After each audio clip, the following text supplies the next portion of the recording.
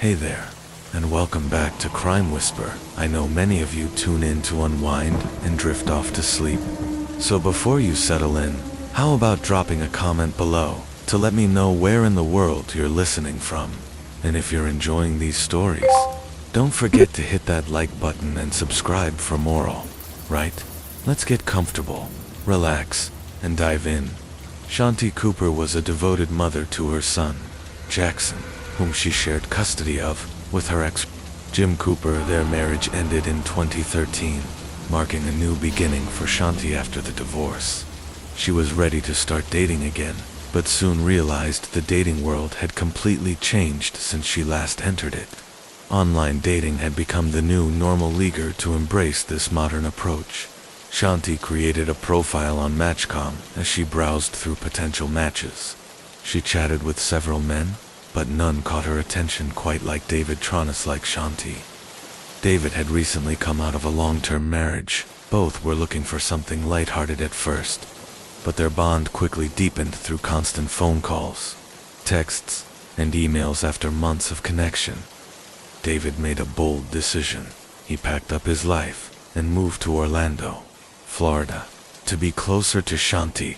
Their relationship had blossomed, and they couldn't resist finally being together, despite her growing love for David. Shanti remained a deeply committed mother. Her son always came first. She made sure her dating life never disrupted her responsibilities as a parent, emphasizing the importance of balance and family stability. In 2015, the couple decided to settle down together in Delaney Park, an upscale neighborhood near downtown Orlando, known for its family-friendly atmosphere and top-rated schools. Delaney Park offered the perfect environment for a fresh start. David purchased a $600,000 home there, paying in full and placing it in a trust shared with his mother. The house was impressive, 4,000 square feet, complete with a pool, garage, and a cozy apartment above it. But, despite the excitement, the couple soon realized the layout wasn't ideal.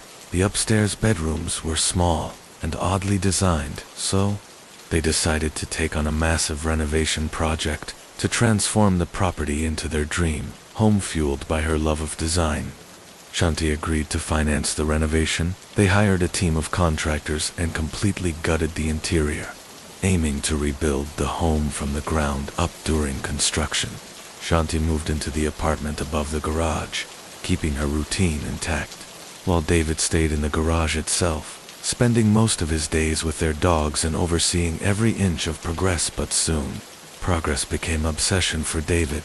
The renovation wasn't just a project anymore. It was his entire world. He spent countless hours monitoring workers, adjusting plans, and chasing perfection. By 2018, nearly 3 years into the renovation, almost no progress had been made. The house stood hollow, just a shell of walls and exposed beams. Desperate to finish the job, David reached out to a local renovation expert featured on the A&E reality show, Zombie House Flippers. The show followed real estate investors as they transformed abandoned homes into stunning properties. Producers visited David and Shanti's home, considering it for an upcoming episode.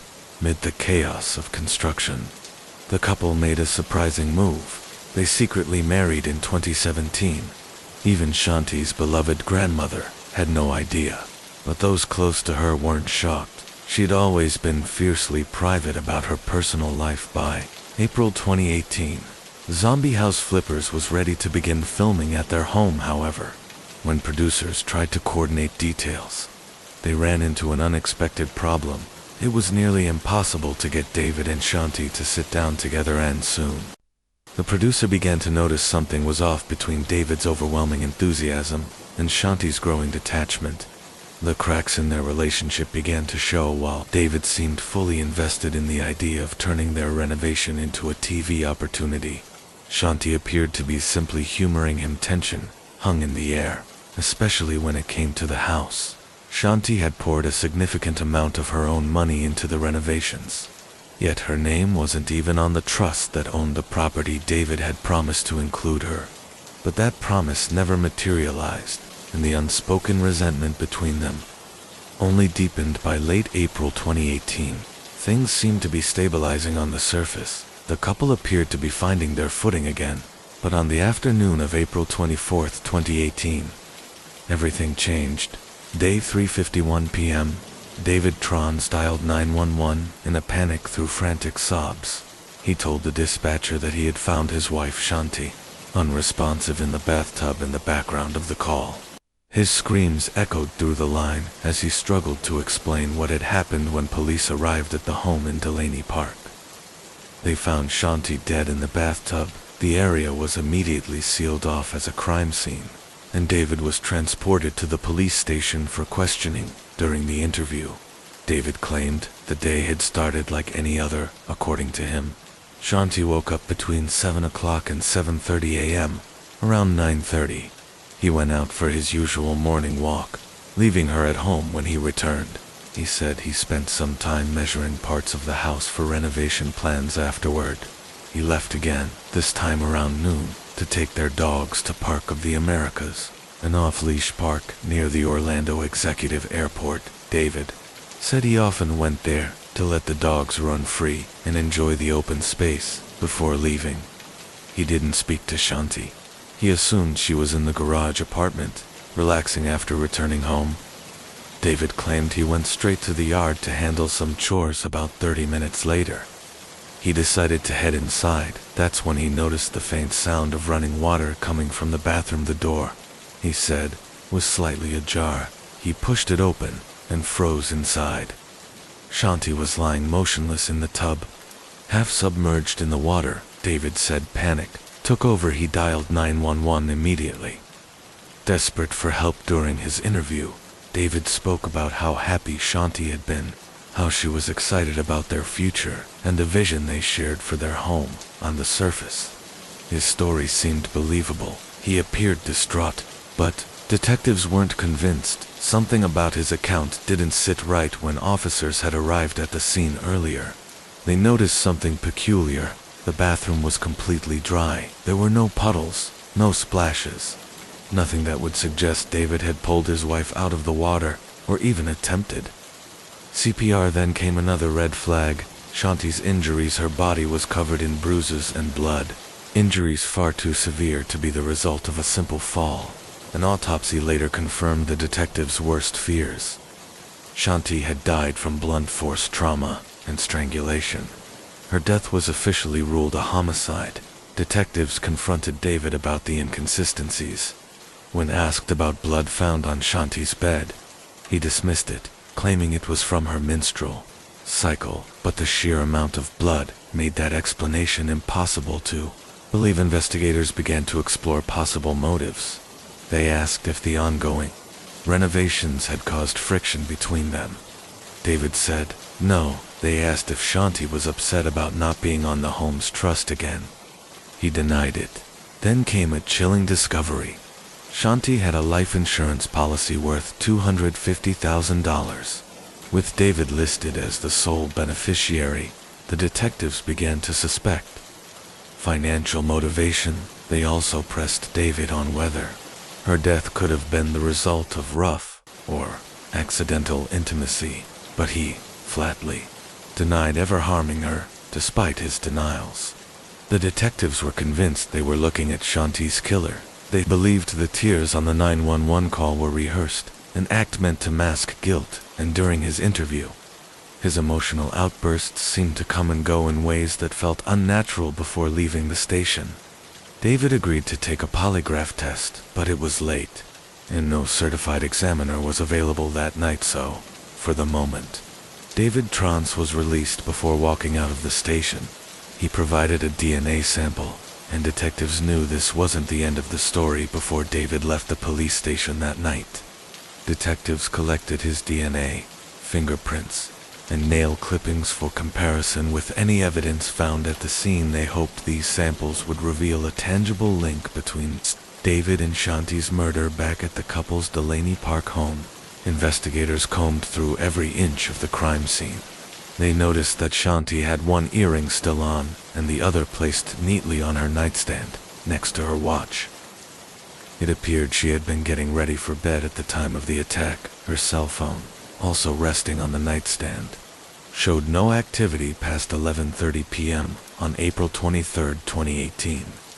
The night before her body was found, the medical examiner's report revealed that Shanti had no defensive wounds. That meant she likely had no idea the attack was coming. Detectives began to piece together a chilling theory. Shanti may have been sitting on the edge of her bed, removing her jewelry, when David came up behind her and struck. They believed he then moved her body to the bathtub in an attempt to stage the scene as an accidental drowning. There was no sign of forced entry, and nothing appeared stolen, ruling out robbery as a motive. However, one item was unaccounted for: Shanti's $115,000 engagement ring. As detectives dug deeper, they discovered that David's portrayal of a loving, happy marriage was far from the truth. Friends described Shanti as isolated and emotionally drained, often upset about David's controlling behavior. One disturbing detail emerged. David had a strange habit of hiding her son Jackson's toys, only to return them later when Jackson asked where they'd gone. Detectives believed this was a form of psychological manipulation, a way for David to maintain subtle control over both Shanti and her child.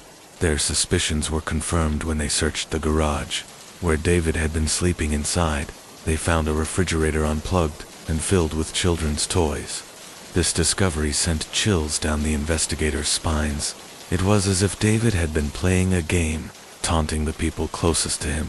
After obtaining a warrant to search the couple's computers, detectives unearthed a series of personal notes written by Shanti. In these private entries, she described David as cheap, controlling, and narcissistic. She wrote that he rarely paid for meals, and on the few occasions he offered, he would claim he'd forgotten his wallet. Shanti expressed feeling lonely, frightened, and emotionally trapped in their relationship. She said her unhappiness stemmed from David's behavior and from the constant stress of living in a gutted house under endless renovation. As detectives continued piecing together her final months, more troubling details emerged. They learned that Shanti had been hospitalized just weeks before her death, spending 3 days under medical observation. She'd complained to her nanny that she could no longer tolerate spicy foods or alcohol, and she was losing weight rapidly. But toxicology tests found no trace of poison in her system. Still, the symptoms, nausea, fainting, food sensitivities, painted a suspicious pattern. Detectives began to wonder, had David been poisoning her slowly, using a substance that couldn't easily be detected? To answer that question, they started looking into David's past. They soon discovered that Shanti wasn't his first wife. Years earlier, he had been married to a woman named Carol, and what detectives uncovered next would make their suspicions impossible to ignore. David met Carol on a blind date in 1997, and the two hit it off immediately. They married just 2 years later, but shortly after their wedding, Carol's health began to decline in eerily familiar ways.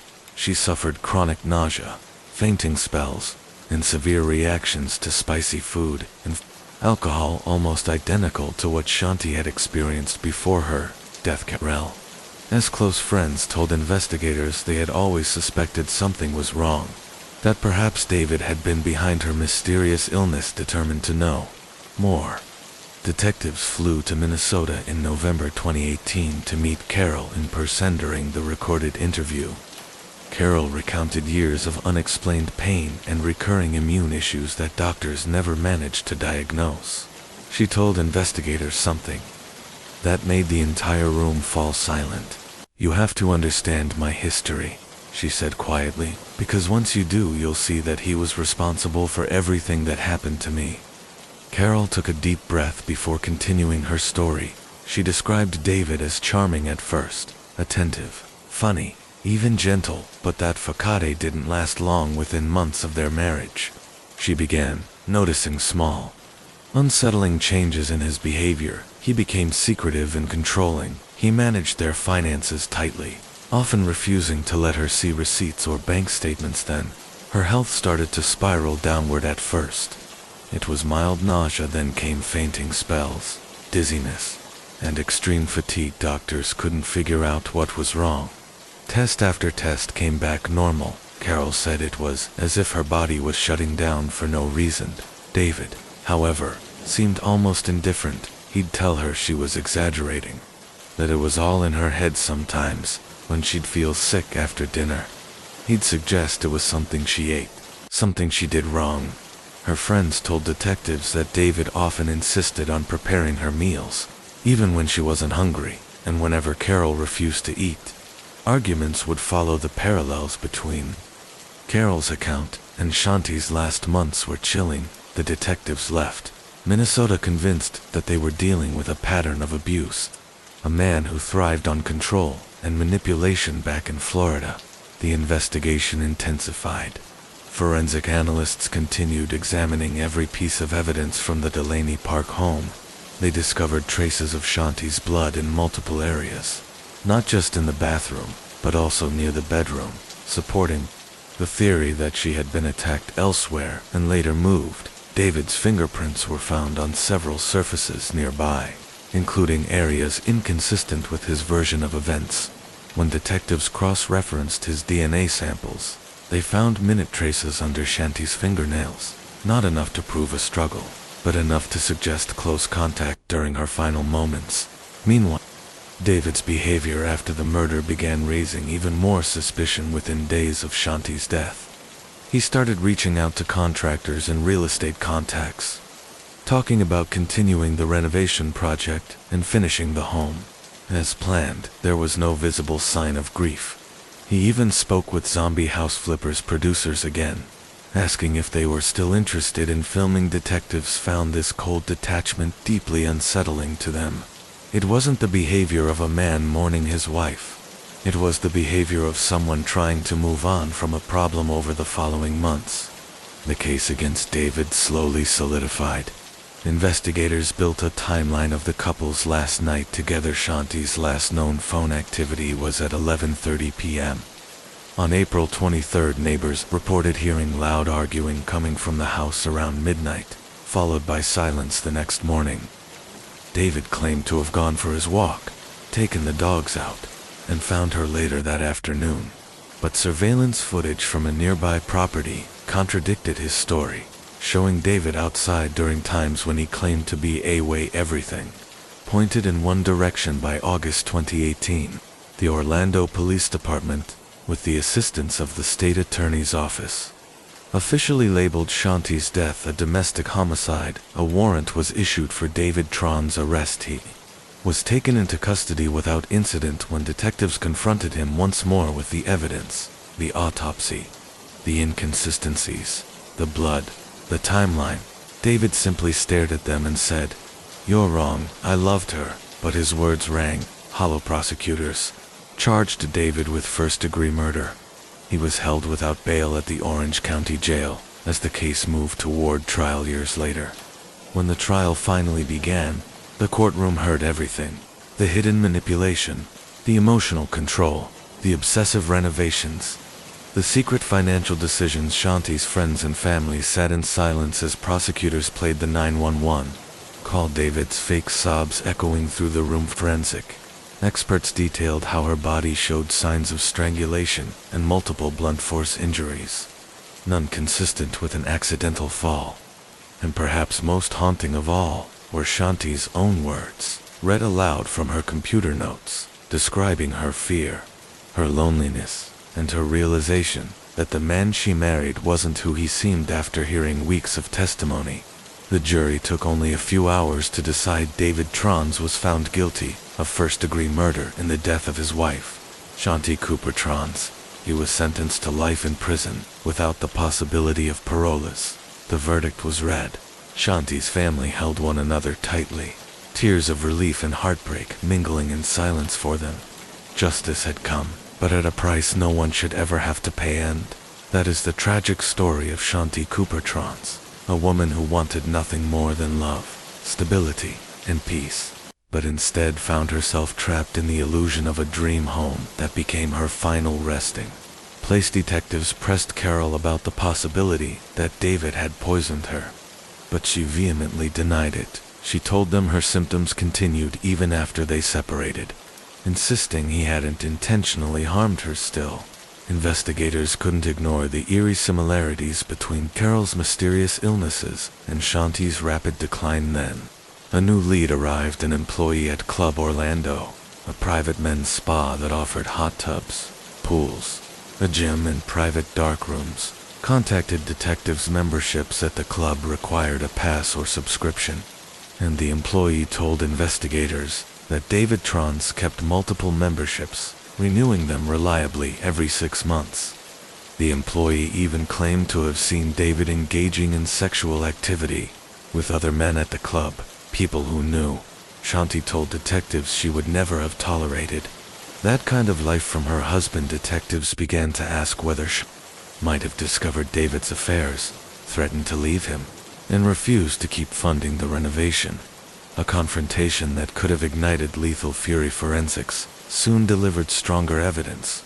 State crime lab results showed Shanti's DNA beneath David's fingernails, and David's prints were the only ones found in the bathtub, facts that directly contradicted his story that Shanti had simply slipped and fallen. On August 29, 2018, police arrested David and charged him with first-degree murder. He was held without bond. Friends and acquaintances were stunned by the arrest.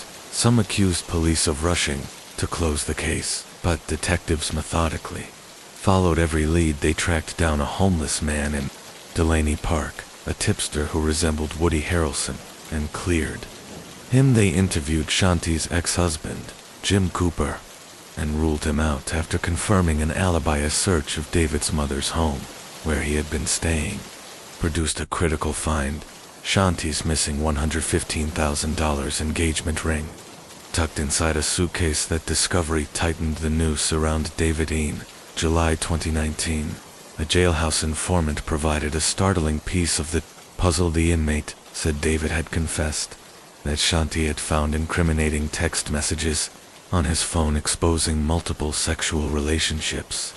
The informant claimed the discovery triggered a violent argument in which Shanti threatened divorce and to stop funding the renovations, and that David admitted he had blacked out and struck her. The same informant said he had known David from Club Orlando, and that David had mentioned Cambo, a secretion from an Amazonian frog used in controversial treatments, suggesting it as a poison that could kill without appearing on standard toxicology tests. This was the informant's claim. It would later be evaluated by investigators. Like many criminal cases, this one was derailed by the COVID-19 pandemic. Court dockets slowed and proceedings were delayed. When the case finally moved forward in 2022, the outcome surprised everyone.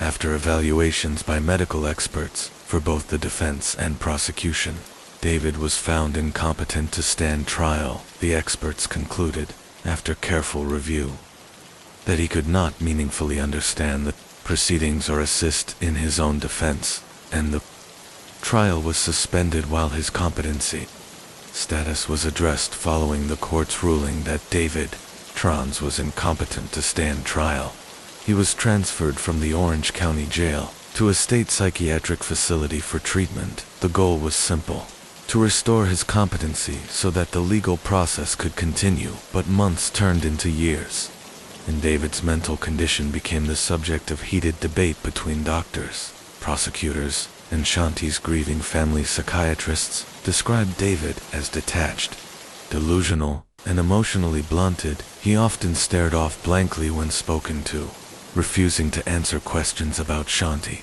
or the events of April 24, 2018. At times, he appeared to believe the murder had never happened at all. The doctors noted that David's fixation on his home renovation, the same renovation that had consumed much of Shanti's money, persisted even during his treatment. He would spend hours sketching imaginary floor plans, muttering about the perfect house, as though nothing else mattered for Shanti's loved ones. This was agony. They had waited years for justice, through countless hearings, continuances, and psychiatric reviews, only to watch David sit in a padded room, painting pictures of walls that no longer existed. Her friends described feeling robbed twice, once of Shanti's life, and again of closure in 2023. After nearly 5 years of psychiatric evaluation, a panel of mental health professionals re-examined David this time. They concluded that he was competent to proceed. He understood the charges, they said, and could assist his attorneys in his defense. The trial was officially set to move forward during pre-trial hearings. Prosecutors laid out the evidence that had quietly accumulated over years.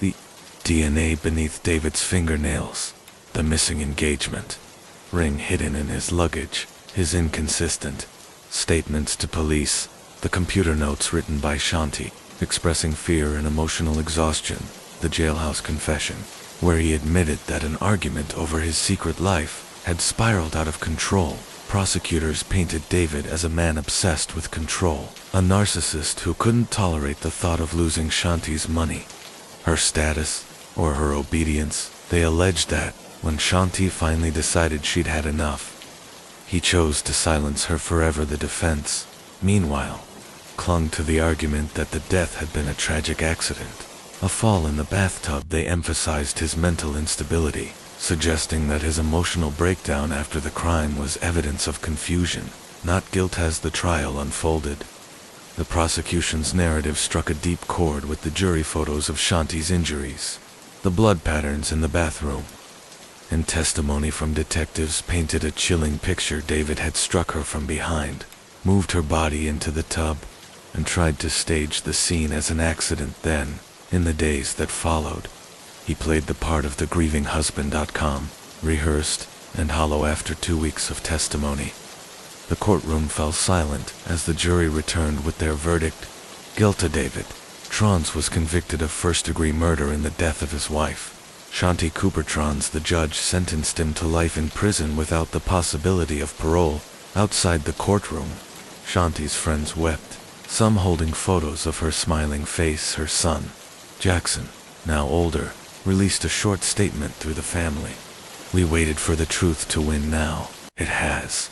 Detectives later described the case as one of the most haunting of their careers, not because of the brutality of the act, but because of how ordinary it had all seemed at first. A husband, a wife, a home being renovated beneath that facade, though, was something far darker: manipulation, secrecy, and a need for control that ultimately ended in murdering. The years since the verdict, David remains behind bars, reportedly keeping to himself, often refusing interviews. He still speaks of that perfect house, the one he never finished, a monument to his obsession, and to the woman whose life he destroyed chasing it. David Trans remains behind bars today, serving a life sentence at a Florida state prison. He will never walk free again. No appeals have changed the outcome, and no new evidence has ever emerged to suggest anyone else was responsible. In the end, justice came slowly,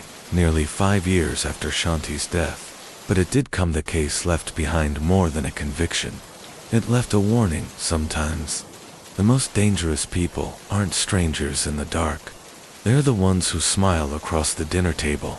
Shanti's friends remember her as vibrant, funny, and kind, a woman who wanted nothing more than peace in her own home. Her dream was simple: to finish that renovation, to build a space where her son could grow up, surrounded by love. Instead, the man she trusted most turned that dream into her tomb. The Delaney Park house still stands today, though it has changed hands several times since the murder. Neighbors say they sometimes see lights flicker in the upstairs window late at night, the same window where detectives once looked in and saw what David called a perfect home.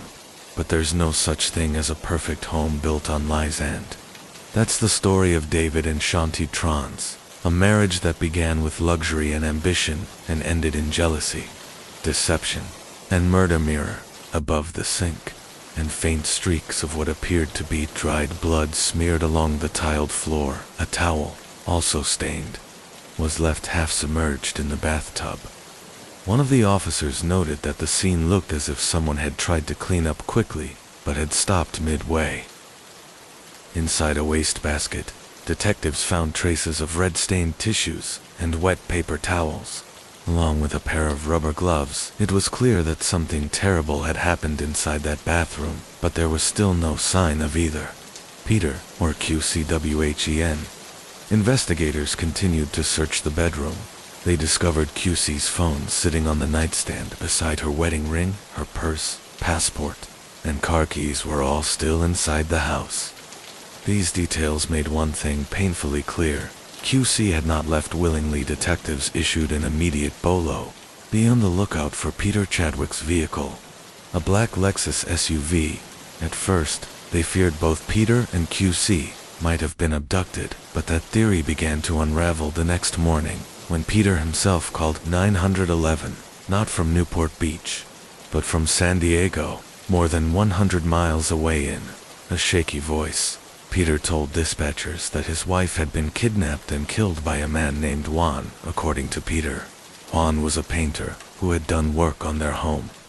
Peter claimed that Juan had attacked and strangled QC during a dispute over payment, then forced Peter to drive with her body toward Mexico. He said that, at some point, he'd managed to escape. When Juan stopped for gas, detectives rushed to San Diego to meet Peter in person. When they found him, he appeared disheveled, but uninjured. What struck officers immediately was how calm and collected he seemed for someone who had just watched his wife being murdered. His story about a mysterious painter named Juan started falling apart almost immediately. Investigators searched Peter's vehicle and found blood in the back seat, along with a blanket that had been hastily folded and stuffed into the trunk. There were also small amounts of blood on Peter's clothing still. There was no sign of QC's body as detectives pressed Peter for more details about Juan. He struggled to provide consistent answers. He changed key parts of his story multiple times when asked to describe Juan's appearance. Peter's description was vague, almost rehearsed, and when police checked with contractors and painters who had worked on the Chadwick home, none of them matched the description. That's when detectives realized the truth. There was no Juan there, never had been. Peter's story was a fabrication, a desperate attempt to shift blame and create a phantom suspect within hours. Investigators had enough inconsistencies to arrest Peter Chadwick for the murder of his wife, QC, but still, they had no body. It wasn't until the next day, after a full-scale search, that investigators made a grim discovery. QC's lifeless body was found in a dumpster in San Diego County, wrapped in a blanket. The blanket matched the one missing from the Chadwick home. The autopsy revealed that QC had been strangled and that she had likely been killed inside the family home before being transported and dumped. When detectives confronted Peter with the evidence, he showed no emotion. He quietly muttered that he didn't remember what had happened. His calmness, the officers later said, was chilling. Peter Chadwick was charged with first-degree murder, and the evidence against him appeared overwhelming. But the story and his manipulation was far from over. Detectives also uncovered a handwritten note from Q, in which she expressed her deep concern over Peter's alarming internet activity. According to her letter, she had recently discovered disturbing search queries on his computer, one of them being how to torture. When investigators reviewed QC's medical history, they found troubling patterns suggesting a history of physical abuse. Medical reports documented several unexplained injuries she had sustained in the months leading up to her death. These injuries were consistent with domestic violence, contradicting Peter's claims that QC had simply fallen or hurt herself accidentally. As the pieces came together, a clearer picture began to emerge, one that painted Peter Chadwick not as a victim, but as a potential perpetrator. His inconsistent statements, the lack of evidence supporting the existence of Juan and Chi, the freshly painted walls, and now the revelation of QC's fear for her safety all pointed toward a dark truth the detectives could no longer ignore. Their next step was to retrace Peter's movements after leaving the gated community, hoping to uncover the final piece of evidence, the whereabouts of QC Chadwick's body. Detectives began reconstructing Peter's movements minute by minute after he left the gated community. The surveillance footage and toll booth records established that Peter drove south on Interstate 5 towards San Diego. However, his route was oddly erratic. He made multiple exits and stopping briefly in several isolated locations along the way. Investigators suspected that these detours were deliberate attempts to find a secluded area to dispose of QC's body, to narrow their search. Authorities brought in K-9 units trained in cadaver detection and scoured areas along Peter's route. They focused on rest stops, remote stretches of road, and wooded areas between Newport Beach and the Mexican border. Despite extensive searching, the dogs detected no trace of QC's remains. Meanwhile, back at the police station, Peter continued to maintain his story about Juan and Chi, but as detectives pressed him for details, asking for descriptions, phone numbers, or how he met them, his answers became inconsistent. At one point, he said he met Juan through a construction project. Later, he claimed Juan approached him randomly in a parking lot. Each version of his story fell apart under scrutiny. Investigators also checked every painting contractor named Juan in the area, and even contacted local day labor centers. No one matched Peter's description. There was no Juan, no Chi, and no evidence that anyone else had been involved. Then came the turning point. Detectives discovered traces of blood in Peter's Lexus SUVs, small but significant smears near the trunk and rear seat. Forensic testing later confirmed the blood matched QC Chadwick's DNA. This discovery destroyed Peter's credibility entirely. The narrative of a violent stranger invading his home was no longer plausibly based on the evidence. Police concluded that QC had likely been killed inside the couple's home, and Peter had transported her body himself. The story about Juan and Chi had been a fabrication, a desperate attempt to deflect suspicion. Now faced the most critical question: where was QC's body?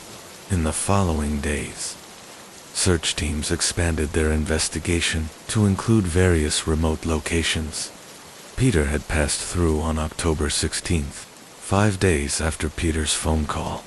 A grim discovery was made near a rural area close to Lake Wolford, just outside Escondido, California. Wrapped tightly in a green comforter and sealed with duct tape, they found the body of QC Chadwick submerged inside a dumpster. Her cause of death was confirmed as strangulation. There were also signs of blunt force trauma, consistent with a violent struggle. The medical examiner noted that QC's injuries suggested she fought back fiercely before being overpowered with. The evidence now irrefutable. Detectives formally charged Peter Chadwick with the murder of his wife QC. Yet, even after his arrest, the case was far from over. Peter's next moves would take this tragedy to an even darker, more unexpected chapter, one that would leave investigators and the entire Newport Beach community stunned. Peter Chadwick's situation took another dark turn when investigators uncovered even more details about his double-life. Medical records revealed that QC had recently been diagnosed with several sexually transmitted infections. The investigation later confirmed that Peter had been engaging in multiple extramarital affairs and had failed to use protection, unknowingly transmitting the infections to his wife. Several of QC's close friends came forward during the investigation, revealing that she had confided in them about the deteriorating state of her marriage. She had even considered filing for divorce, but Peter was adamantly opposed to the idea. According to those friends, Peter's main concern was money. QC controlled a large portion of the family's wealth, and a divorce would leave him financially vulnerable. Losing that access was something he was unwilling to risk. On October 11th, 2012, Peter Chadwick was officially arrested and charged with the murder of his wife. He pleaded not guilty and maintained his innocence throughout the early court proceedings. About a week later, Peter's attorney reached out to detectives with a surprising message. Peter was ready to reveal the location of QC's body. Peter claimed her remains could be found in a dumpster located in Wildcat Canyon, a remote, mountainous area in southern San Diego. Acting quickly, Investigators and crime scene technicians traveled to the location he described inside one of the dumpsters.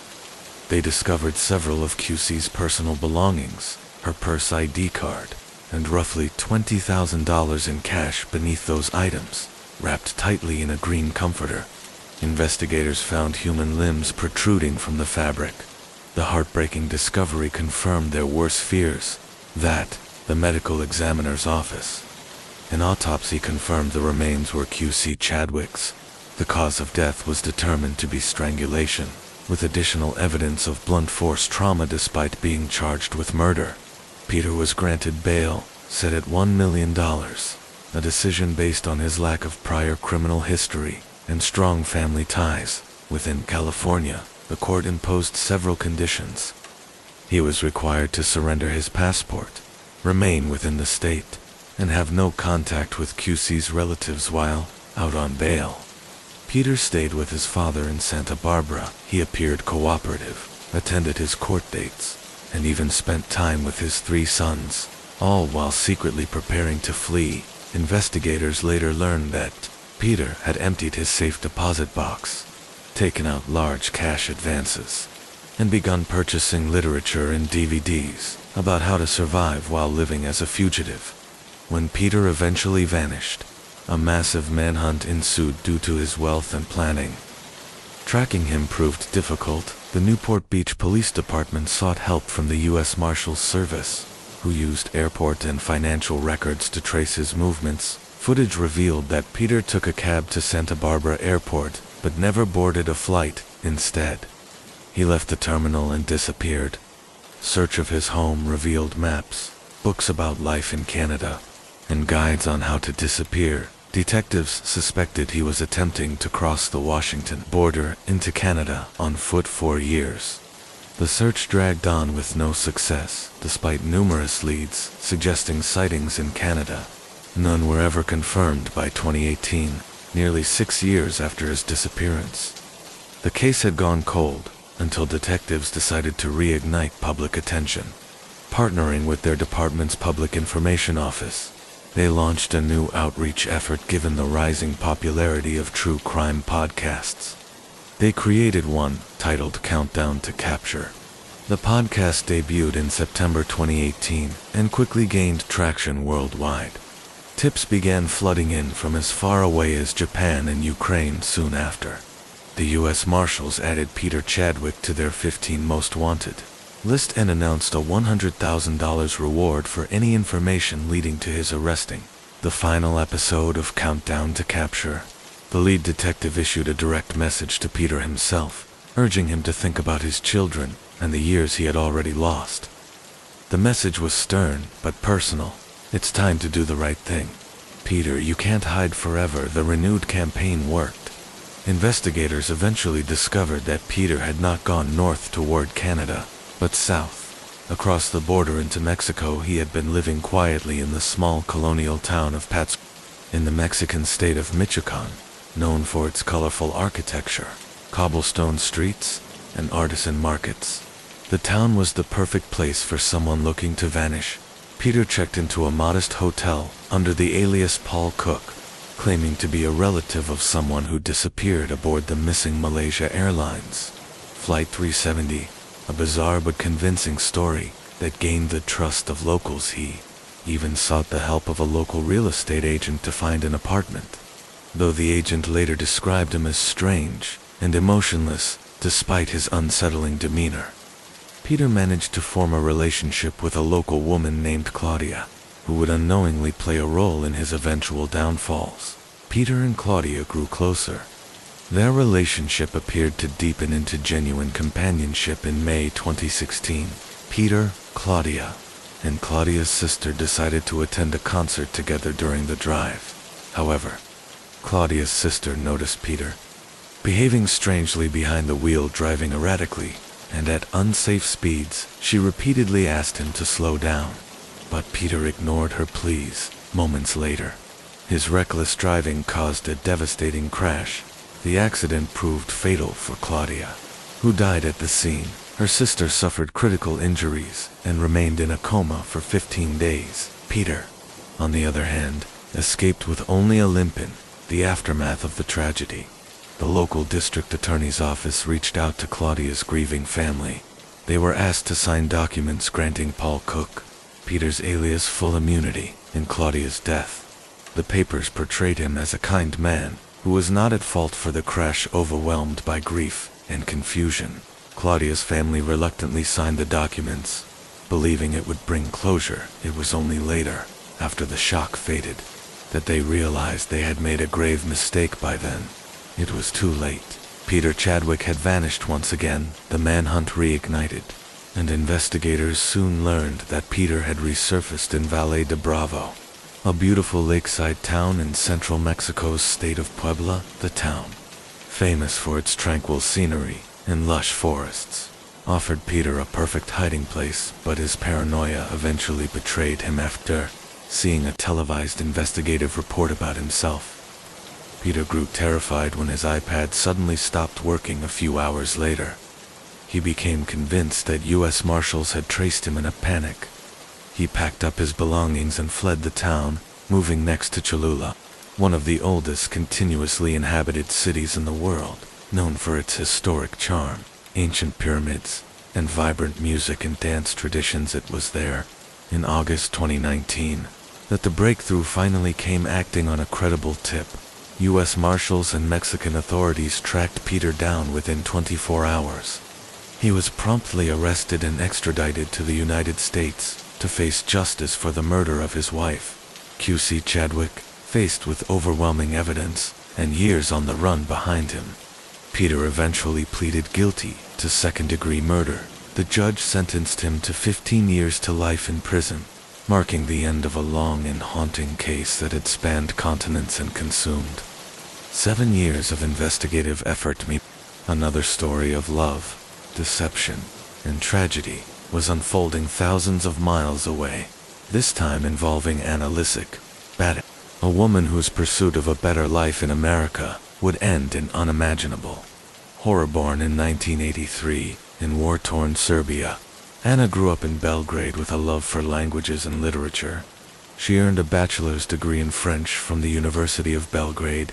In 2005, immigrated to the United States, eventually gaining dual citizenship after settling in Virginia. Anna began working as a hotel housekeeper. Her strong work ethic and compassion soon earned her recognition, leading to opportunities at prestigious resorts and luxury hotels across New England. One of those establishments was the Wheatla Hotel in Lenox, Massachusetts, a historic estate known for hosting the elite. It was there that Anna first met Brian Walsh, a man whose charming exterior concealed a deeply troubled past at the time. Anna was still recovering from a difficult divorce, and Brian appeared to offer comfort and stability. However, those who knew him understood that Brian Walsh was a complex figure, one shaped by emotional neglect, privilege, and manipulation, born to a wealthy Boston family. Brian was the son of a renowned neurologist who led the department at Brigham and Women's Hospital despite growing up surrounded by affluence. Brian's upbringing was marked by emotional abandonment. His parents, cold and distant, sent him to an elite Rhode Island boarding school in hopes that structure and prestige would make up for their absence. Instead, it deepened his resentment and loneliness. After graduating, Brian attended Carnegie Mellon University, but his college years were cut short when he was admitted to a mental health facility. Although his parents had the financial means to support his treatment, they could not agree on who should take responsibility. As a result, Brian was discharged without proper care, a decision that would shape the rest of his life. Known for his obsession with wealth and appearances, Brian cultivated an image of sophistication. One acquaintance recalled him buying out an entire stock of white truffles at a restaurant, just to show off. Another remembered seeing him as a teenager, dressed in a full suit at a luxury hotel, sipping soda while pretending to network with businessmen. In 2015, Brian and Anna rekindled their connection and soon married. They went on to have 3 children together. However, behind the facade of a happy family, their life was fraught with deception. Brian became embroiled in a fraud scheme involving fake art sales using Anna's eBay account. He listed 2 supposed Andy Warhol paintings, claiming he was being forced to sell them after a home renovation. A buyer in California paid $80,000 for the works, only to discover they were forgeries when confronted.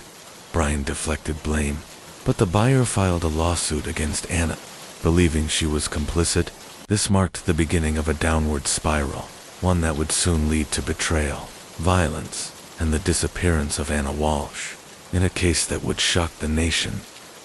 And Brian, the man who had purchased the fraudulent paintings, later accused Anna of exploiting her position in the hospitality industry to earn people's trust and help her husband sell forged artwork. He filed a civil suit, claiming he had been deceived, although it was never fully proven how much Anna knew about her husband's art fraud.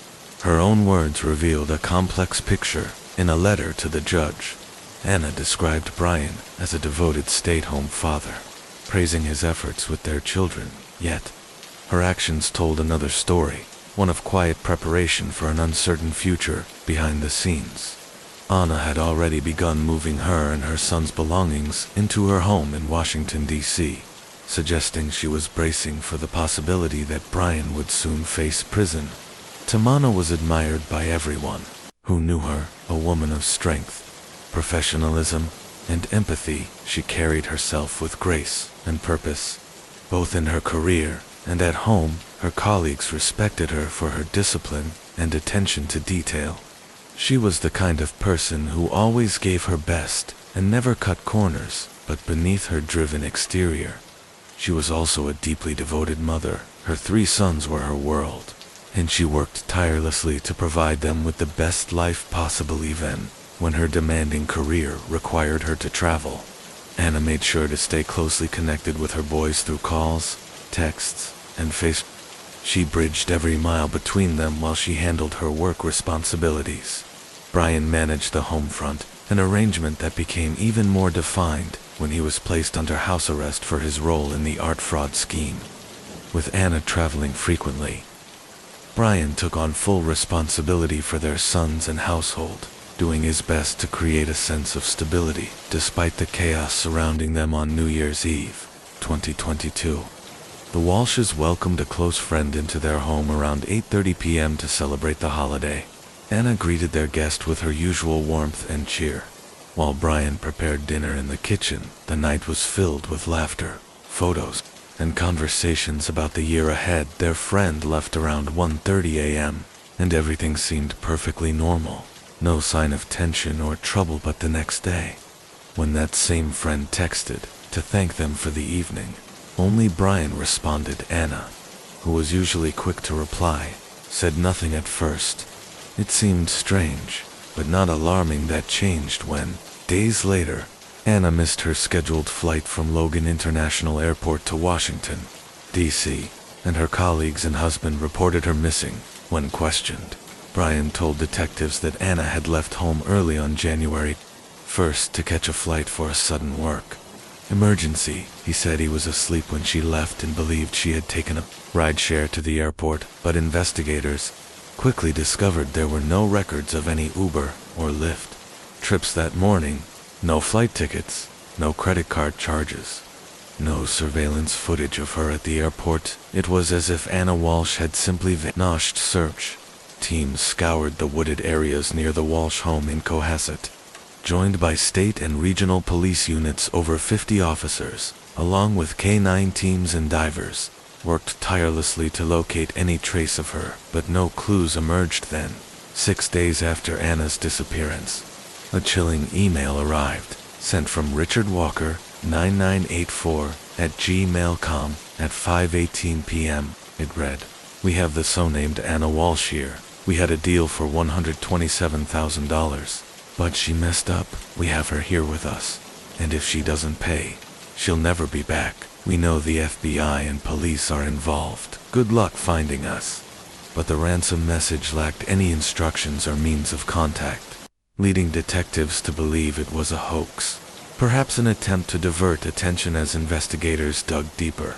A disturbing pattern emerged in Brian's past in the early 2000s. he had convinced his father to invest nearly $500,000 in a real estate project, a partnership that ended in betrayal when Brian disappeared on the night of the sale. Leaving his father financially devastated, their relationship never recovered years later. In 2019, Brian tried to sell his late father's property, despite being disinherited from the will, and was later accused of writing $30,000 in bad checks. But perhaps the most chilling revelation came from 2014, when Anna, then engaged to Brian, had called police, claiming he threatened to kill her over the phone. She later dropped the case after refusing to cooperate, a decision she might have made out of fear or misplaced loyalty when detectives reached out to Anna's mother, who lived overseas. She shared that her daughter had begged her to come to the United States shortly before she vanished. Her mother said she had a terrible feeling that something was very wrong with Anna missing, the ransom note exposed as a fake, and Brian's history riddled with fraud, deception, and threats. The investigation took a dark turn. Detectives now viewed Brian not as a worried husband, but as the prime suspect in his wife's disappearance in the days before Anna went missing. They discovered that Brian had instructed his mother to hire the truth would soon be revealed, had reportedly hired a private investigator to track Anna's movements after losing contact with her for just 24 hours during one of her work trips to Washington, D.C. His suspicions had spiraled out of control. He was convinced she was cheating on him, consumed by paranoia. Brian spent his days obsessively monitoring Anna's social media accounts, combing through her Instagram and Facebook for any sign of infidelity, his insecurity, and jealousy. Long simmering beneath the surface, had begun to boil over during the investigation into Anna's disappearance. Detectives made a significant discovery. Anna had indeed been involved in a romantic relationship with a man based in Washington, D.C. When they contacted him, he was cooperative and transparent. He explained that their relationship was open, honest, and mutual, and that they had even spent Christmas Eve together, with his verified alibi. He was quickly ruled out as a suspect still. The revelation of Anna's affair, and the fact that Brian knew about it, provided investigators with a clear motive. In January 9th, Brian Walsh was arrested for misleading police investigators. Their 3 young sons, who had been in Brian's care, were immediately placed under the custody of the Department of Children and Family Services DCFS. Despite the mounting evidence, Brian pleaded not guilty. He had given detectives a false account of his movements on New Year's Day, claiming he left home at 3 p.m. to visit his mother, but got lost because he forgot his phone. However, surveillance footage and transaction records quickly unraveled his story. When detectives obtained security camera footage from Whole Foods and CVS, the locations Brian claimed to have visited, they found no trace of him. He also failed to produce receipts for any supposed purchases. This prompted a deeper search of the Walsh residence in Massachusetts, and what they found changed the trajectory of the investigation. In the basement, crime scene investigators discovered a bloody, damaged knife. The blade was immediately sent to the crime lab for DNA analysis. As they combed through the rest of the house, they seized multiple electronic devices, including iPads belonging to Anna and their children. When the forensic team examined one of the devices, they made a chilling discovery. Between 5:45 a.m. and 7:47 a.m. on January 1st, 2023, Brian had conducted a series of horrifying Google searches. The queries included: how long before a body starts to smell? To stop a body from decomposing. 10 ways to dispose of a dead body. If you really need to, can you throw away body parts? Can identification be made from partial remains? Best tool to dismember a body. Luminol. To detect bloodies, it better to throw away crime scene clothes or wash them. The searches painted a picture of a man meticulously researching how to conceal a murder. Evidence emerged when detectives reviewed surveillance footage from January 2nd. Cameras captured Brian at HomeGoods, purchasing 3 large rugs, and later at Home Depot, pushing a cart loaded with suspicious cleaning supplies, mops, brushes, buckets, tape, tarps, gloves, goggles, and face masks. His total came to over $450, a purchase that investigators believed was part of a post-crime cleanup effort. Footage from an apartment complex in Abington on January 3rd showed Brian carrying a heavy trash bag toward a dumpster. Detectives noted the strain in his walk. The bag was clearly heavy, unfortunately. By the time they located the dumpster, its contents had already been hauled away, shredded, and incinerated, erasing potentially critical evidence still. Detectives pressed on when they searched the dumpster near Brian's mother's home. They uncovered multiple trash bags stained with blood, along with towels, rags, a Tyvek protective suit, slippers, goggles, and most notably, Anna's COVID-19 vaccination card. They also recovered a hacksaw, cutting blades, a purse, and boots matching those Anna had worn on New Year's Eve. A fragment of her necklace was also found among the debris. Testing later confirmed that both Anna's and Brian's DNA were present on the slippers and protective suit, linking him directly to the disposal effort that night. On January 3rd, Brian conducted another round of disturbing Google searches, including what happens to hair on a dead body, rate of decomposition of a body in a plastic bag versus outdoors canned baking soda, make a body smell better. These searches reinforced detectives' growing belief that Anna Walsh was no longer alive, and that her husband was trying to erase all evidence of her existence. Detectives continued their search at a trash transfer facility, where they located traces of blood consistent with Anna. On January 18th, more than 2 weeks after Anna vanished, Brian Walsh was arrested again, this time for murder and improper disposal of a body. Prosecutors alleged that Brian had bludgeoned Anna to death, then dismembered and disposed of her remains in multiple trash sites around Massachusetts. The shocking disappearance and presumed murder of Anna Walsh captured nationwide attention, drawing headlines across the United States. Even the Serbian Ministry of Foreign Affairs, acting on behalf of Anna's mother, worked closely with the Norfolk District Attorney's Office to stay updated on the case. In 2024, Brian Walsh received a 37-month prison sentence for his earlier art fraud conviction that same summer. Prosecutors announced that DNA test results from the remaining evidence were still pending, but they were confident that the truth was close. They believed that, soon enough, the final forensic results would confirm what the mountain of circumstantial evidence had already made clear. Brian Walsh had murdered his wife, Anna Walsh, and tried to erase every trace of her existence, receiving the long-awaited forensic results. Brian Walsh's case soon took another unexpected turn. His defense attorney, who had represented him since the beginning, suddenly withdrew from the case, citing his inability to continue providing effective representation with the case now in limbo.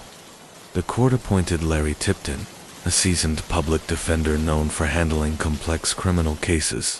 When a new attorney takes over a case, they must carefully review all the evidence and documentation gathered so far, a process known as discovery review. In Brian's situation, this was no small task. There were over 1,000 pages of discovery material, including police reports, forensic data, surveillance footage, and digital evidence. Tipton faced an enormous challenge as he worked to understand the intricate web of details surrounding Brian's alleged crimes and prepare a viable defense strategy. In January 2023, psychotherapist Dr. Robbie Ludwig appeared on News Nation to discuss the case.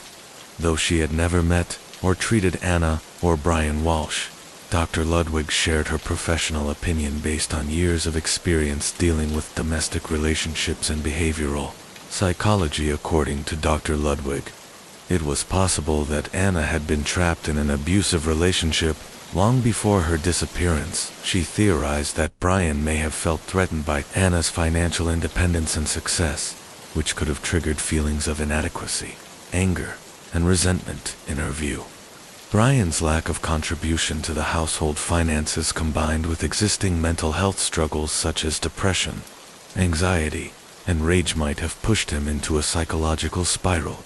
Dr. Ludwig explained that, For some individuals, the fear of losing control over their partner, their family, or their social status can become unbearable. She speculated that Brian may have felt his life unraveling, a successful wife, 3 sons, a beautiful home, and a reputation he desperately wanted to maintain.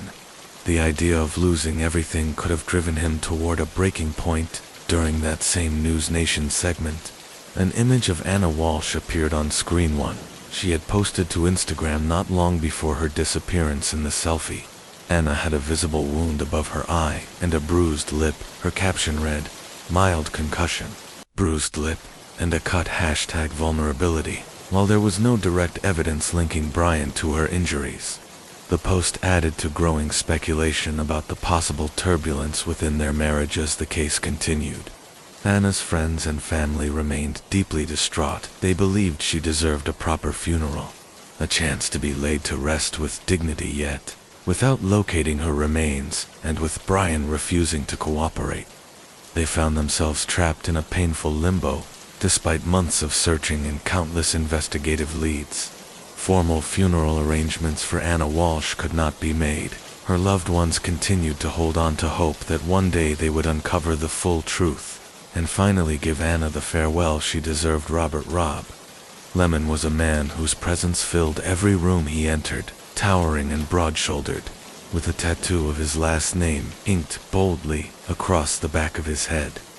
Rob might have seemed intimidating to strangers, but those who truly knew him described him as a gentle giant, a big-hearted teddy bear with an infectious laugh and a soul of gold. When Rob met Sabrina, it was instant chemistry. She was soft-spoken and kind, while he was loud, playful, and endlessly loyal. Their personalities balanced each other perfectly. Faith was central to their relationship. They attended Mass together every Sunday, and in 2000, they were baptized in the same church, sealing both their spiritual and emotional bond. Later, surrounded by friends and family, they married in a beautiful ceremony in Arizona. Their love only deepened as they welcomed 2 children, devoting themselves completely to creating a stable and nurturing family as their kids grew. Rob and Sabrina sought a quieter, safer place to raise them. They eventually moved to Silver Lakes, California, a serene community about 100 miles from Los Angeles. The town's calm atmosphere and scenic views offered everything they wanted: a fresh start and a peaceful environment for their young family. Sabrina stayed home to care for the children, while Rob worked at BNSF Railway, a job he loved and took immense pride in. The rail yards were bustling, noisy, and often dangerous, but Rob thrived there. His superiors admired his dedication, toughness, and reliability, knowing they could count on him no matter the challenge. The rail yards were not without risk. Theft and crime were common, and workers had to remain vigilant, but Rob's size, strength, and fearlessness made him the kind of man few would dare to cross to his colleagues. He was not just another employee, he was a protector, a presence that made others feel safe. Off the clock, Rob's life was filled with laughter and love. He and Sabrina were inseparable, best friends as much as husband and wife. They loved hosting barbecues, birthday parties, and get-togethers at their Silver Lakes home, filling it with friends, food, and music. Their chemistry was undeniable. They teased each other, exchanged sweet nicknames, and radiated the kind of affection that made others smile. To everyone who knew them, Rob and Sabrina were proof that true love could endure. Faithful and full of joy, Rob was more than just a husband and father. He was the heartbeat of his family, the glue that held everything together. Those closest to him described him simply: he was the kind of man who made everyone feel like family. Found to be missing this immediately raised suspicions. Why would the truck's security camera, an essential piece of evidence in any workplace incident, suddenly disappear the same night Robert was killed? Someone had clearly gone to great lengths to remove it. Detectives began combing through every bit of surveillance footage from the surrounding area. They examined security cameras from nearby businesses, gas stations, and even highway traffic cameras. Eventually, one video stood out. A dark-colored SUV was seen pulling into the industrial complex, Just minutes before Robert's estimated time of death, the vehicle's lights were off, and it lingered near the warehouse for several minutes before leaving in haste. The problem: the footage was too grainy to make out the license plate, but investigators believed this SUV could very well belong to someone close to Robert, someone who knew his schedule and where he worked that night. Decided to revisit Robert's inner circle. They started with the wolf pack. The group had been tight-knit, but as police dug deeper, cracks began to show beneath their picture-perfect friendships. Jealousy, affairs, and resentment lurked beneath the surface, especially within the couples who had agreed to open relationships. Weren't convinced. Her tone had changed since the first interview. Less grieving widow, more defensive suspect. In came the forensic report. Gunshot residue was found on a set of gloves recovered from Sabrina's car. Gloves she claimed were for yard work. Even more suspiciously, phone records showed that Sabrina had called Jason multiple times on the night of the murder, including one call made just 15 minutes before Robert's estimated time of death. The detectives also discovered that Sabrina had been researching firearm calibers online, specifically .44 and .45. Magnum ammunition, the same type of weapon used to kill Robert, piece by piece. The puzzle was starting to take shape. The final blow came when a friend from the wolf pack came forward. She told detectives that just days before the murder, Sabrina had tearfully confessed she couldn't do it anymore, that she wanted to be with Jason and have a life without Robert controlling everything. Suddenly, what had appeared to be a tragic workplace robbery was now pointing toward a cold and calculated plot driven by jealousy, greed, and betrayals. Detectives closed in on the truth. They realized something chilling. This wasn't just a crime of passion. It was a plan carefully set in motion by someone Robert trusted most, and Sabrina, the woman everyone described as loving and devoted, was about to become the prime suspect in her husband's murder breakthrough. They desperately needed to tie the pieces together. Detectives believed that if Sabrina and Jonathan were truly conspiring, or even simply communicating about the aftermath of Robert's death, they would eventually slip up. Every call, every message, and every voicemail would be recorded and analyzed in the hopes of uncovering something that could expose the truth within days of the wiretap being activated. Investigators began capturing calls between Sabrina and Jonathan. Their conversations were often emotional, filled with coded language and vague reassurances that hinted at something deeper. Sabrina would tell Jonathan things like, "We just need to stay calm, and it'll all be over soon." Jonathan, in turn, would often respond with phrases like, "I did what I had to do, and we can finally be together." Though neither of them directly mentioned the murder, the tone and context of these exchanges painted a troubling picture. Detectives sensed guilt woven into their words, a hidden understanding between two people bound by a dark secret. As the weeks passed, the investigation intensified.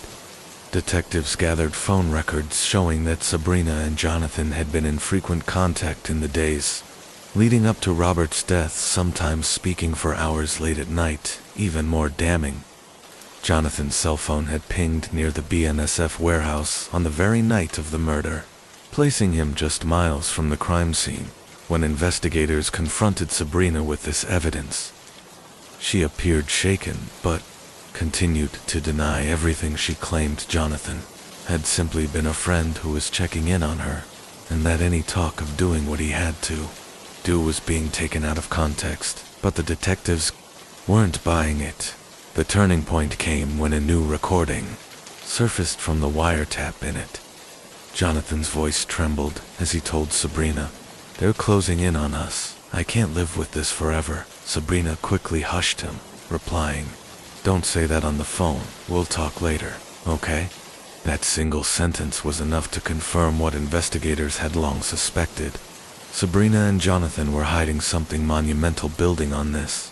Detectives dug deeper into Jonathan's background and uncovered another chilling detail before joining the fire department.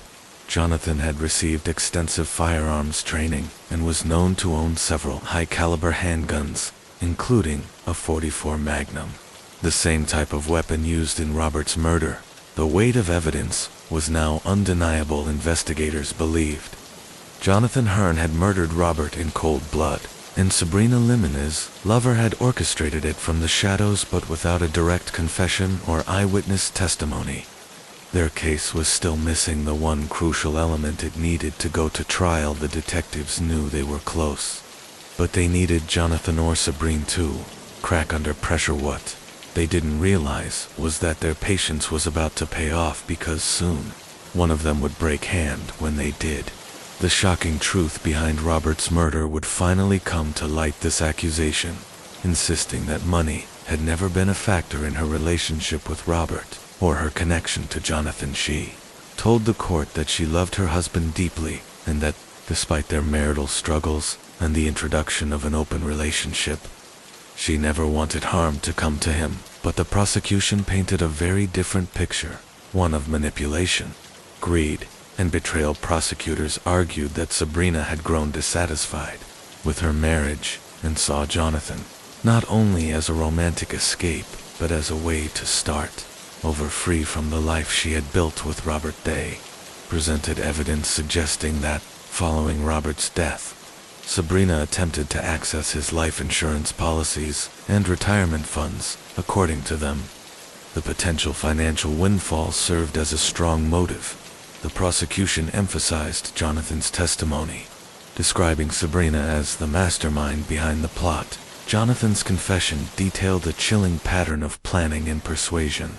He told jurors that Sabrina had reassured him repeatedly, saying things like, "Once he's gone, we can finally be together, and God will forgive us because our love is real," to bolster their case.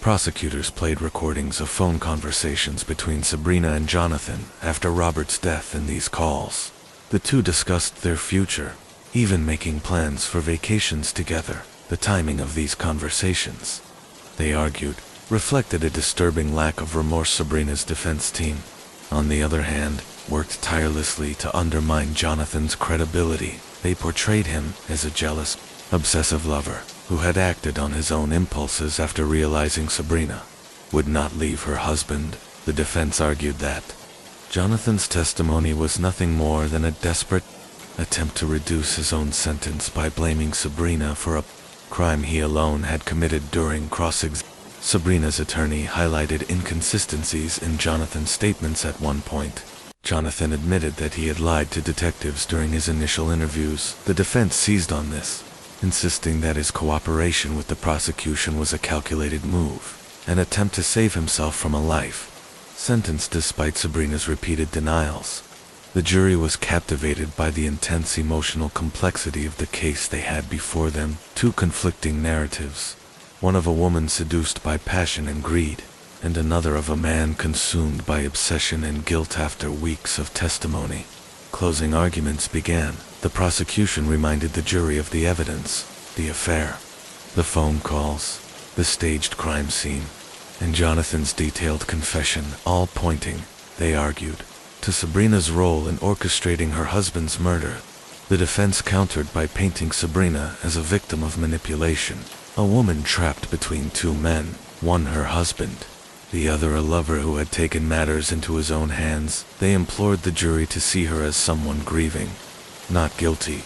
When the jury finally retired to deliberate, the courtroom was silent, the air thick with tension. After hours of discussion, they returned with their verdict, one that would forever alter Sabrina's life. Of ever regaining her freedom, the federal court's decision reaffirmed the original verdict, stating that the evidence against her was overwhelming and that her claims of ineffective counsel were unfounded. By this point, nearly a decade had passed since Robert Limon's tragic death in that secluded BNSF rail yard. His friends and family, who had fought tirelessly for justice, finally felt that a long and painful chapter had come to an end.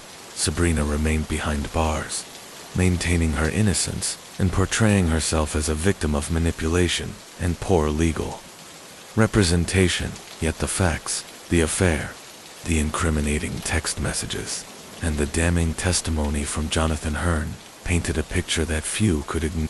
Meanwhile, continued serving his reduced sentence from prison. He occasionally granted interviews, expressing shame and sorrow for what he had done. "I destroyed a family," he once said quietly to a reporter. "I let obsession and emotion make me do something unforgivable." For the community of Tehachapi, the case became a haunting reminder that evil can sometimes hide behind the mask of normalcy. Robert and Sabrina had been seen as the perfect couple, devoted parents, churchgoers, and active members of their community, yet behind closed doors, their marriage had been falling apart, and passion had turned to betrayal, manipulation, and ultimately, murder to this day. Many who knew the Lemons still find it hard to reconcile the friendly, smiling Sabrina they remembered with the woman who plotted her husband's death, as one of Robert's close friends said after the sentencing. "She didn't just take Rob's life, she took away the future of their kids, too." And so, the story of Robert and Sabrina Lemon stands as a chilling testament to how love, when twisted by greed and desire, can lead to devastating consequences. A reminder that behind even the brightest smiles, darkness can quietly take root. In the years following her conviction, Sabrina Lemon's life behind bars became the subject of public fascination. Some saw her as a manipulative femme fatale, a woman who used charm and deceit to lure a younger man into committing murder for her others, though fewer in number, viewed her as a woman trapped in a toxic love triangle, pushed to the edge by desperation and poor decisions. Inside the California Institution for Women, Sabrina adapted quickly to prison life. Reports from correctional officers described her as calm and cooperative, often attending Bible study groups and mentoring younger inmates. She maintained contact with her children through letters and phone calls. Though the relationship remained strained, they were now old enough to understand the truth about what had happened to their father, and the role their mother had played in it. Jonathan Hearn, meanwhile, had also attempted to rebuild himself within the confines of prison, once a firefighter known for bravery. He was now a man haunted by the weight of a single irreversible choice. He reportedly spent most of his time reading theology and writing journals, reflecting on guilt, morality, and redemption. Those who met him described a man still searching for peace, one who often said that forgiveness doesn't erase the pain, but it's the only way to keep living, despite her repeated appeals. Sabrina's legal options had all but run out. Her final petition to overturn her conviction was denied, with the judge ruling that the jury's decision had been reached on the basis of credible and overwhelming evidence.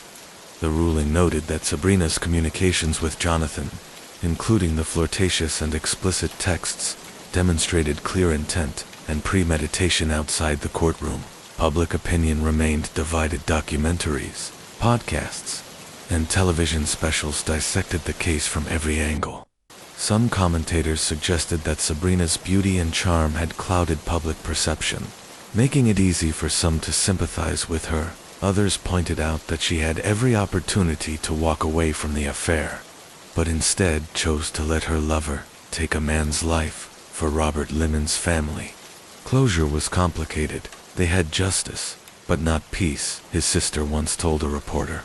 "Every birthday, every holiday, it's the same hole in our hearts. Rob didn't deserve what happened to him. He loved her, even when things were hard, and she repaid that love with betrayal." Years after the trial, Robert's friends still gather at the Tehachapi rail yard every August to leave flowers near the spot where he was shot.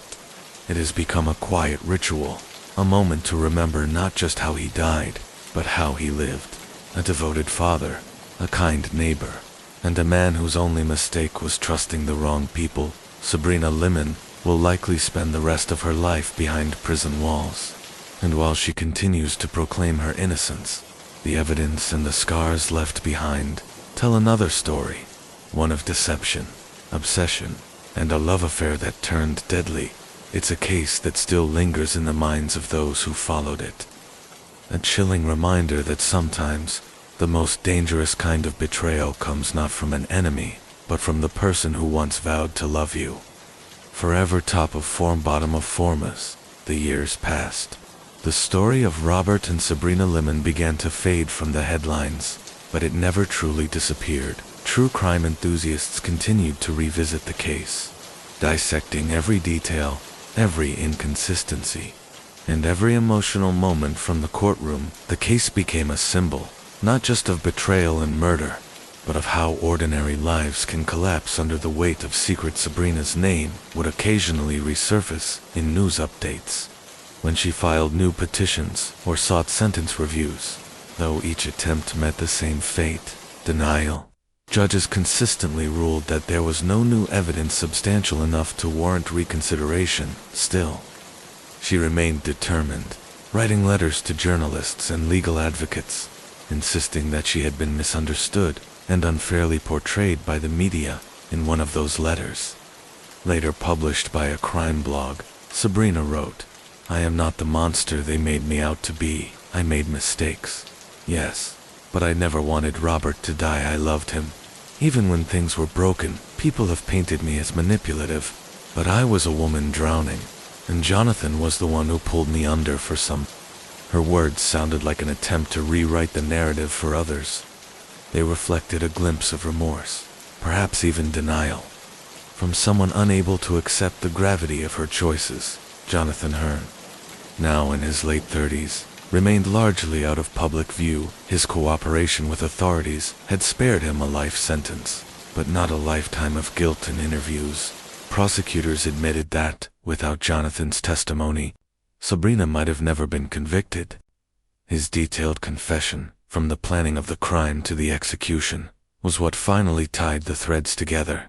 He described the moments leading up to the shooting in haunting detail: how he waited in the shadows of the rail yard, how Robert greeted him unknowingly, and how, in a moment of weakness, he pulled the trigger. Jonathan had claimed it was for love, that he thought by eliminating Robert, he and Sabrina could finally be together, but in reality, all he had done was destroy every life connected to theirs. Robert.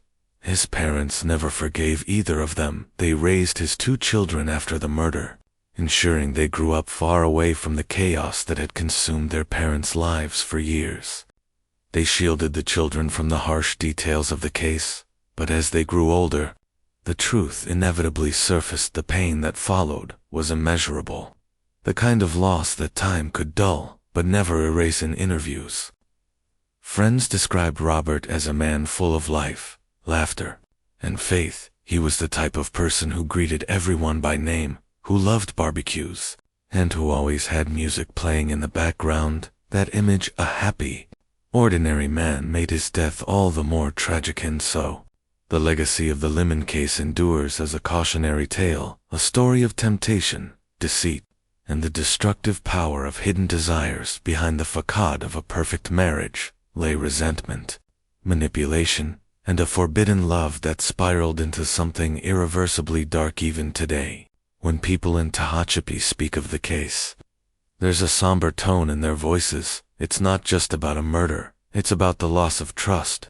the betrayal of vows, and how easily passion can turn into poison. Sabrina Lemon remains in prison, her once bright smile now a memory captured in photographs from another lifetime. Jonathan Hearn remains incarcerated, living with the weight of what he's done, and Robert Lemon, the man whose life was stolen, remains a reminder that love, when twisted by deceit and desire, can sometimes lead to the darkest of endings. The story ends where it began, in a small California town, under the hum of power lines and the whistle of passing trains. A town that will never forget the day love turned deadly. Top of form, bottom of Foreman, the years that followed the trial. The memory of Robert Lemon continued to loom over Silver Lakes and Tehachapi like a ghost that refused to fade. His friends and family tried to move on, but reminders of the case seemed to surface at every corner. Old photos, newspaper clippings, and the stories whispered in church parking lots or small town diners. Sabrina's name had become synonymous with betrayal, once adored by her community for her lively spirit and kindness. She was now seen as a warning, a symbol of how charm and deceit can intertwine. Even those who had once defended her slowly distanced themselves as the truth became harder to deny. Meanwhile, Jonathan Hearn served his sentence quietly. He rarely spoke to anyone beyond his legal counsel and a few distant relatives. Prison chaplains described him as introspective, spending long hours in prayer and reading scripture, perhaps searching for redemption that would never truly come to some. He was a man who had been seduced into darkness. To others, he was the executioner who pulled the trigger. No matter the reason, the Lemon children, raised by Robert's family, grew up away from the chaos of courtrooms and headlines. As they reached adulthood, they began to speak cautiously about their father, remembering his laughter, his love of family, and the warmth he brought to every room when asked about their mother. Their responses were softer, layered with confusion and quiet pain. It was clear that they still wrestled with the conflicting emotions of love, anger, and loss. For the legal community, the case became a point of study, an example of emotional manipulation, codependency, and how romantic obsession can lead to criminal acts. Criminologists often cited it as a textbook case of how seemingly ordinary people can cross moral boundaries under the illusion of love and righteousness. Television producers and documentary filmmakers later revisited the story, airing specials that re-examined the affair, the poison attempt, and the shocking conspiracy. Each retelling brought the case back into public consciousness, reigniting debates over whether Sabrina had truly been the mastermind, or whether Jonathan had acted alone and exaggerated her role to save himself. But for those who lived through it, no documentary could capture the real loss, the silence left in Robert's absence, the children's broken family, or the community's shattered trust. Years later, in an interview from prison, Sabrina's tone had changed. Gone was the confidence and charm she once displayed. Her voice was quieter, her words more uncertain. "I think about Robert every day," she said softly. "I think about the choices I made and the people I hurt. I wish I could go back. I wish I could undo everything." Whether her remorse was genuine or a final attempt to rewrite her legacy remains unclear, but one thing was certain: there was no undoing what had been done. Robert's friends still visit his grave on anniversaries, leaving flowers and small mementos as headstone. Simple, yet dignified, reads, "Loved by all who knew him, a life cut short, but never forgotten." And perhaps that's where the true story ends, not in the courtroom or in the prison walls that hold the guilty, but in the quiet persistence of memory, the way a community continues to remember a man who deserved more than the ending he received. The case of Robert and Sabrina Lehman remains one of California's most haunting modern tragedies, a reminder that even behind the most perfect smiles, the darkest intentions can hide. As time moved forward, the story of Robert and Sabrina Lehman faded from the national spotlight, but in the towns of Silver Lakes and Tehachapi, it never truly disappeared. People still spoke of it in lowered voices, at church gatherings, at the grocery store, or during long drives past the quiet desert roads where Robert once rode his motorcycle. The warehouse where Robert was killed still stands, its metal walls rusting under the relentless California sun. For many locals, it became a place of eerie stillness, avoided by those who remembered the tragedy. Workers who later took shifts there often described a strange heaviness in the air, as if the memory of what had happened lingered in the shadows. Robert's parents continued to visit his grave every year, leaving behind his favorite snacks and a small toy train, a symbol of his years with the BNSF Railway. His father, once outspoken in the media, withdrew from public life, while his mother continued to attend church, always sitting in the same pew Robert once sat in when he was a boy. The Lemon children, now young adults, struggled to carve out new lives for themselves. They rarely spoke publicly about their parents, but close friends said that the pain of growing up without either of them had left deep scars. They were forced to navigate a complicated truth, loving a father who was taken too soon, and a mother who had been the reason for his death. For investigators who had worked on the case, the memories remained vivid: the late nights spent watching grainy surveillance footage, the pressure to connect the dots, and the uneasy feeling that something about the case still felt unfinished. Some detectives admitted, years later, that they believed there were still pieces of the story. No one would ever uncover private details that only Sabrina and Jonathan truly knew. In prison, Jonathan continued to write letters to religious organizations, offering reflections on sin, guilt, and redemption. He spent most of his time in solitude, reading theology and occasionally mentoring other inmates. Some of his writings were published in small Christian newsletters under a pseudonym. In one of them, he wrote, "Forgiveness does not erase what was done. It does not bring back the dead, but maybe, through truth, even the condemned can find a way to live with their own souls." Sabrina, serving her life sentence, remained largely out of the public eye. Her prison record was clean, and she took up various programs, working in the library, attending therapy, and joining faith-based support groups. Yet those who met her described an unshakable melancholy in her demeanor. Gone was the energetic, laughing woman who once hosted parties and danced in the kitchen with her husband. What remained was a quiet, subdued version of herself, a woman haunted by the ghost of the man she helped destroy. New podcasts and crime shows would bring the case back into the public conversation each time. Interest spiked again. People revisited theories, rewatched trial footage, and debated Sabrina's true motives. Was it love? Was it greed? Was it the manipulation of two people convincing each other that sin could be justified by passion? No matter the theory, one truth remained unchangeable. Robert was gone, and nothing could bring him back in the end. The story of Robert Lemon wasn't just about betrayal or murder. It was about how the smallest cracks in love can widen into tragedy, how lies, once spoken, can spiral out of control, and how two people, bound by desire and guilt, can destroy not only a life, but an entire circle of people who loved them both. Years later, on what would have been Robert's 50th birthday, his family gathered by his grave. The sun dipped low over the horizon, painting the desert sky in hues of gold and crimson. His children placed flowers beside his headstone, and his mother whispered a quiet prayer. "I hope you finally have peace," she said. The wind blew softly across the desert, carrying with it the sound of the train tracks in the distance, a faint, rhythmic echo of the life Robert once lived. And then, silence, a silence that, even after all these years, said more than any words ever could. In that silence, there was a strange sense of closure, not complete, but enough for those who had carried the weight of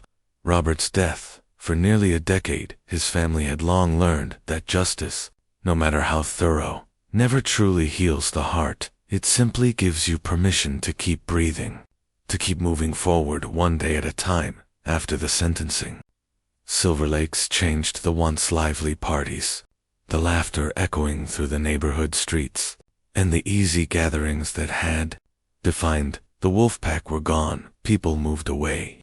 Houses were sold. The desert community that had once seemed full of life now carried a quiet wariness. The tragedy had exposed just how fragile even the happiest homes could be. Jason and Kelly Burt, the couple who had first brought Jonathan's name to the detectives, eventually left town too. They couldn't bear the constant reminder. In interviews, years later, Jason admitted that he still struggled with guilt. He had introduced Jonathan to Sabrina through his firehouse circle, never realizing what that casual connection would become. "If I'd just never mentioned his name, maybe Rob would still be alive," he once said quietly. "I thought I was introducing friends, not writing the first line of a nightmare." Meanwhile, Jonathan Hearn, now deep into his 25-year sentence, occasionally received letters from people fascinated by the case, some condemning him, others strangely sympathetic. But those who corresponded with him described his tone as detached,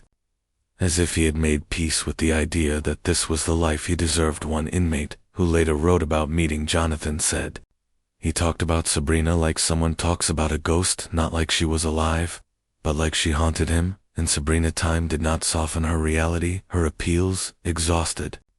Her hope faded. Those close to the prison staff said she often sat alone during recreation hours, reading romance novels, or writing in a worn notebook she kept hidden from everyone. Some nights, she could be heard humming to herself the same songs she once sang to her children when they were small. In a rare interview request, she declined to appear on camera, but through her lawyer, she issued a brief written statement. "I've made mistakes that can't be undone. I live with them every day, but I want my children to know I loved their father, even when I didn't know how to show it." Her children, now adults, never publicly spoke about her conviction again. They attended college, started their own families, and quietly built lives outside the shadow of their parents' story. Some said they visited her in prison only a handful of times before stopping altogether. Forgiveness, for them, wasn't an act of weakness.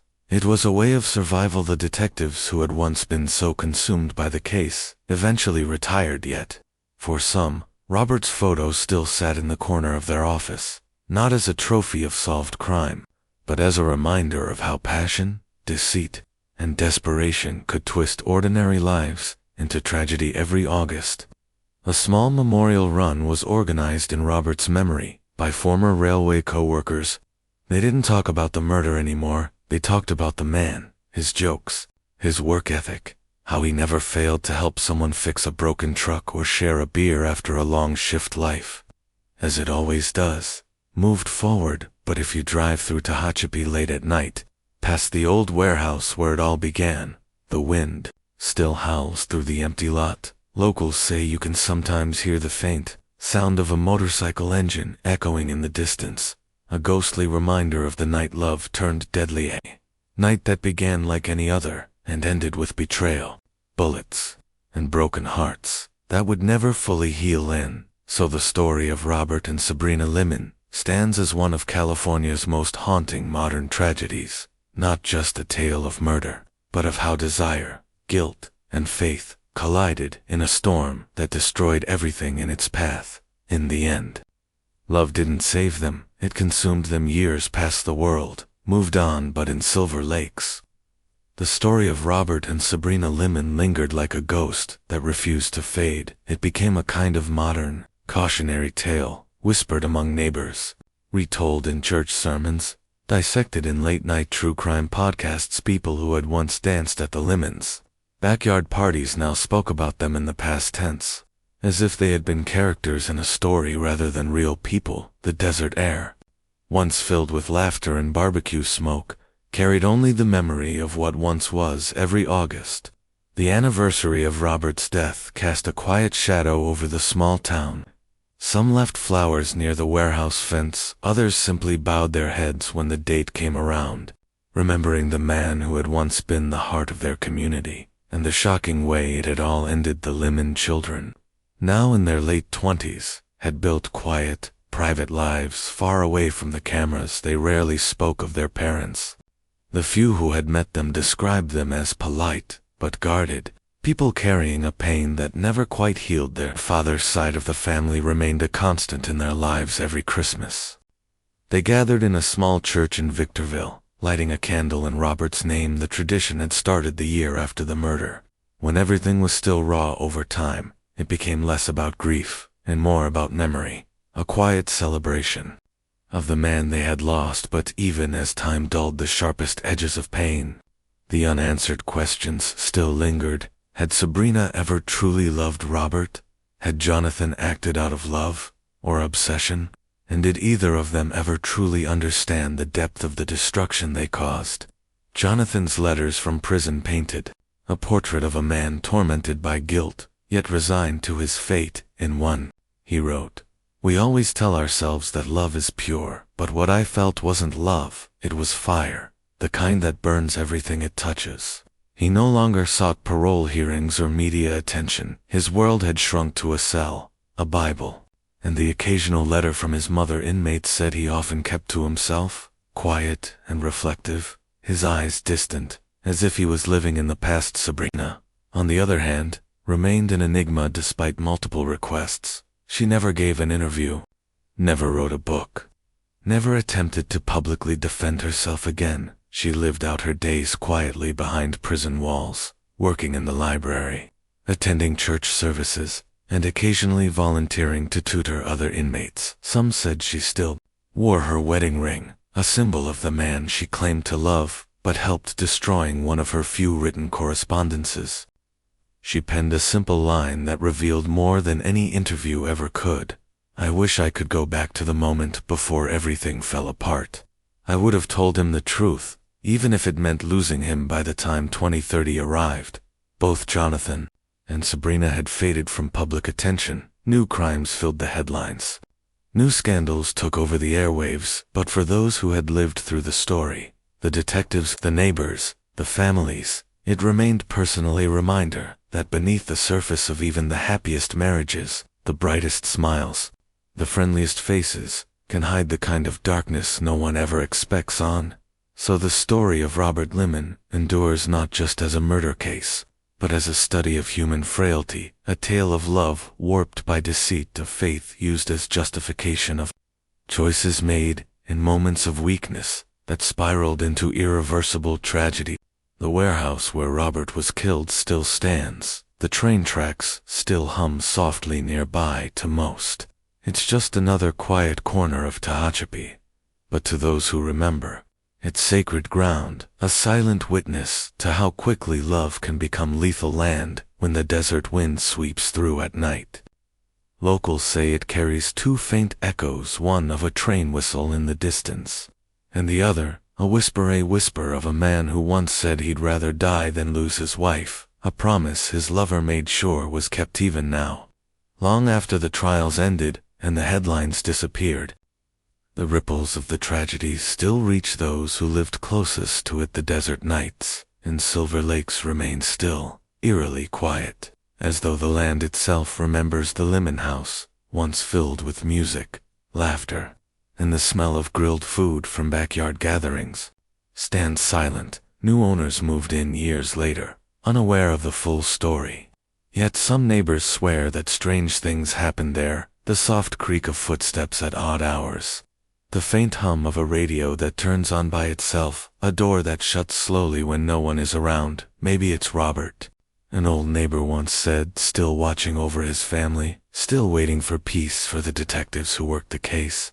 It was one they never forgot. Many had moved on to new investigations, but whenever asked about the Lemon murder, their expressions would change, a mix of sadness and disbelief. They remembered the nights they spent combing through grainy CCTV footage, the long hours piecing together a motive that seemed too cruel to be true. One of them, retired now, once said in an interview, "You expect to see evil in this line of work, but this was something else. It wasn't hatred, it was love twisted into something unrecognizable." Jonathan Hearn, meanwhile, continued to serve his sentence in prison. He became known as the preacher. He led Bible study sessions, quoted scripture to fellow inmates, and often spoke about redemption and forgiveness. Some believed his repentance was real. Others saw it as another performance, a way to find meaning in a life broken by his own choices. But no sermon could undo what he had done. Sabrina's life behind bars followed a quieter path. Gone was the vibrant woman who once hosted gatherings and smiled for photos with her husband's arm around. Her waist to the years had changed her, her hair gray, her voice subdued, her charm replaced by fatigue. She worked in the prison's education unit, teaching basic literacy classes to younger inmates in rare moments of reflection. She wrote letters to her children, letters that were never sent. In one, she wrote, "If love could be undone, I would undo mine. I thought I was choosing freedom. I ended up in a cage of my own making."